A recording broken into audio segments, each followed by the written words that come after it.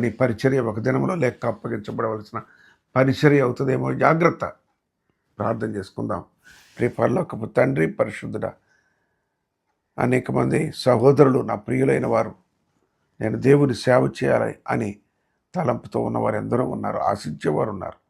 అయితే దేవుని సేవలో లాభం ఉంటుంది, దేవుని సేవలో మంచి జీవితం ఉంటుంది, దేవుని సేవలో మరి సుఖం ఉంటుంది అనుకుంటే వారు ఉన్నారు. దయతో మన్నించండి, క్షమించండి. అటు వారి పక్షంగా నీ పాదాల దగ్గర నేను క్షమాపణ అడుగుతా ఉన్నాను.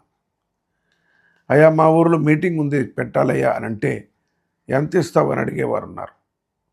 ఇస్కరియోతు యోధాకు ఏమాత్రం తీసిపోని వారంగా మేము ఉంటూ ఉన్నాం. కరుణించండి, క్షమించండి. ఈ కృపాకాలంలో మీరు కరుణించకపోతే, మీరు క్షమించకపోతే ప్రభా, మా యొక్క అంతము దుర్భరమై తీర్పు దినంలో మేము నిలబడలేము.